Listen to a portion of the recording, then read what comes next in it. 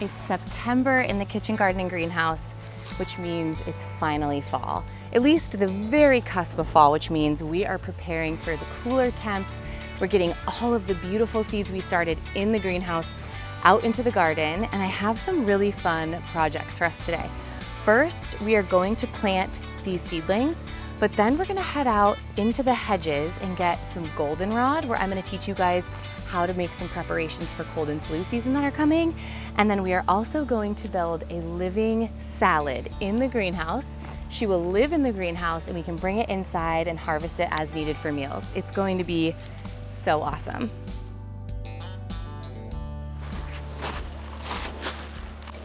So I am placing cauliflower as a living border around the edge of these big square beds.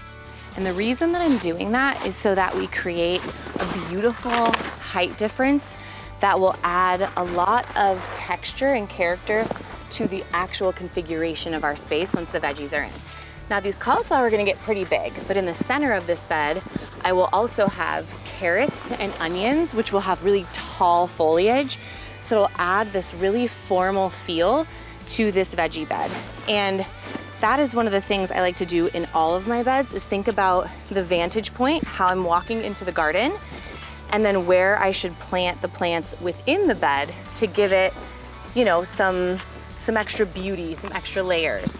So that's kind of one of my secrets. I feel like it helps make the garden, no matter what the structure is of your actual space, it can really make the garden feel more intentional and more formal, because we've really designed the way the vegetables are going to appear as they grow and when they're mature.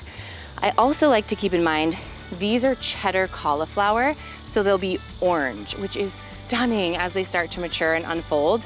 And then we'll have the contrast of the tall green foliage in the center of the bed. Oh, it'll just be so stunning. And there's really no reason not to plant with the way your plants are gonna look in mind. In addition to the fact that there's a ton of biodiversity created when we plant multiple things in one bed, as opposed to just filling this bed with cauliflower, we're gonna have all sorts of other plants inside of it so that it looks really deliberate, but it also is keeping bad bugs out and the good bugs in.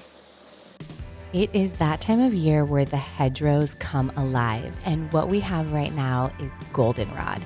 Now, a lot of people think they're allergic to goldenrod, but they're actually allergic to something that grows right next to it, and that's called ragweed. Goldenrod is actually so incredible because it works as an antihistamine. It's a great immune booster, and it's fantastic for drying out a wet cough. So I love to take it into the greenhouse. My Yoderbilt is just so useful for being able to get all my little kitchen apothecary things done.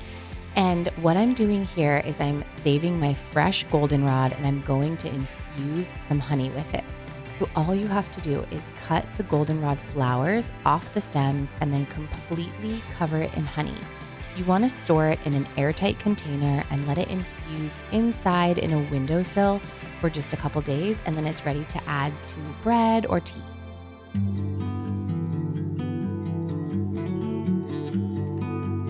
We are going to build a living salad using some of the beautiful seedlings that we've grown in the greenhouse. This makes a great hostess gift, or it's just a fun novelty. It's like a little surprise and delight to bring into the house, but this will live in the greenhouse primarily, and then I'll bring it in for dinner or for an event. So what we're gonna do is plant our beautiful lettuce seedlings all in this gorgeous copper vessel. You can get any type of pot for this. This one doesn't have drainage, and it's really not that necessary if you just gently water. Eventually it will evaporate. It's not a big deal. Lettuce doesn't mind too much. But the fun thing I love the most is we are gonna add some edible flowers to the mix as well, because what is a salad without gorgeous flowers that are edible? It just adds the magic. And we will be able to harvest all of this throughout the winter season. Woof! That soil is so delicate. I love it. So this is something that I feel like really impresses guests when they come over, and it's like, we are gonna make our own salad tonight, and this will get big and it'll overflow. So you just bring your copper pot inside and they get to cut their own lettuce leaves, pick their own beautiful flowers, and then adorn their salads as they please.